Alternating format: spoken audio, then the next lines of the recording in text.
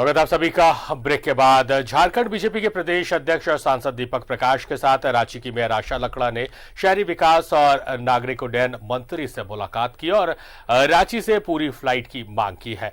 इस दौरान राज्य सरकार की ओर से झारखंड को मिले स्मार्ट सिटी में बदलाव को लेकर शिकायत की गई।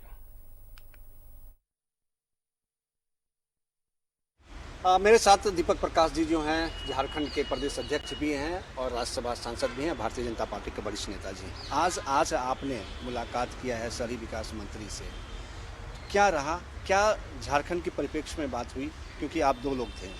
देखिए, शहरी विकास मंत्री और नागरिक उड्डयन मंत्री श्री हरदीप पुरी जी के पास मैं और मेरी छोटी बहन वहाँ की जो मेयर है आशा लकड़ा, दोनों हम लोग जा कर के वहाँ की सरकार, राज्य की सरकार, हेमंत सोरेन जी की सरकार, वहाँ पर स्मार्ट सिटी जो बनने वाला है, जो केंद्र सरकार के प्रायोजित है, उस योजना में हम कह सकते हैं कि पूरी तरह से जो बुनियादी ढांचा है उसमें परिवर्तन करने का काम कर रही है। पब्लिक यूटिलिटी प्लेस को वो ख़त्म करना चाहती है, जबकि वो सबसे बड़ी बात है कि उस पूरी योजना में पब्लिक यूटिलिटी प्लेस होना चाहिए।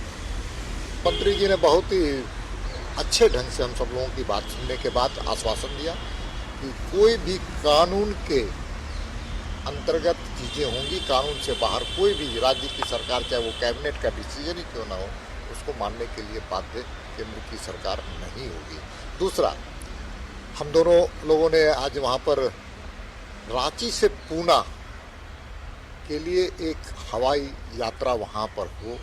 वहाँ पर छात्र पढ़ते हैं, कई लोग जाते हैं, आते जाते हैं, जिसको पूना जाने में काफ़ी कठिनाई होती है। इसके लिए हम लोगों ने मांग किया कि भाई वहाँ से वहाँ के एयरपोर्ट से पूना की यात्रा वहाँ सुलभ हो, इसके लिए एक सुविधा देने का काम करें। लेकिन उन्होंने स्वीकार किया कि बहुत जल्द रांची से पूना जाने के लिए एक सुविधाओं देने के लिए तैयार है। तो मेयर हैं आप प्रदेश के या फिर रांची के, तो क्या लगता है कि जो आप लोगों ने रखा वो जल्द से जल्द लागू हो जाएगा? जी को बड़ी मुश्किल से, बड़ा मशक्कत करके, क्योंकि मैं भी दोबारा मेयर हूँ और उस मशक्कत के साथ में रांची नगर निगम को स्मार्ट सिटी मिला। और मैं बताऊं कि देश भर में 2 ही स्मार्ट सिटी, एक अमरावती और दूसरा रांची को मिला ग्रीन फील्ड पर। और वो ग्रीन फील्ड में हमारा प्लानिंग जो बना, उस प्लानिंग में अगर आप देखेंगे तो कुल मिलाकर के 665 एकड़ भूमि रांची स्मार्ट सिटी के लिए है। उसका 100% का 8% भूमि है, जिसको हम कह सकते हैं कि 54 एकड़ भूमि पब्लिक यूटिलिटी के लिए है, पब्लिक के लिए है, मिनी पब्लिक और पब्लिक के लिए, सेमी पब्लिक और पब्लिक के लिए। उस जमीन को खत्म करते हुए राज्य सरकार ने एक प्रस्ताव लेकर के आए और उन्होंने कैबिनेट में पारित किया कि राज्य का सचिवालय बनेगा और मंत्रियों का घर बनेगा। जब हाई पावर कमेटी की बैठक 21 जनवरी को हुई तो मेरे मन में खटका कि ये क्या हो गया, क्योंकि आज तक जो प्रपोजल है उस प्रपोजल में, चाहे वो भारत सरकार का प्रपोजल होगा या राज्य सरकार का प्रपोजल होगा स्मार्ट सिटी के लिए, वो कहीं ना कहीं एक परिवर्तन हो रहा है।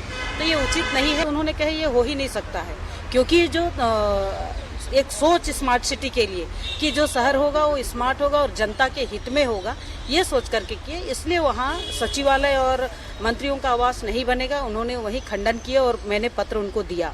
दूसरी बात, रांची की जनता ने कहा कि हमारा बच्चे पढ़ते हैं पुणे में और पुणे आने जाने में टाइम बहुत लगते हैं, तो ऐसे लोगों के लिए उड़ान कैसे भरेंगे रांची टू पुणे? तो रांची टू पुणे फ्लाइट चले, इसके लिए। दिल्ली से कैमरामैन शशि के साथ अमर सिंह, न्यूज़ 11 भारत। राजस्व और भूमि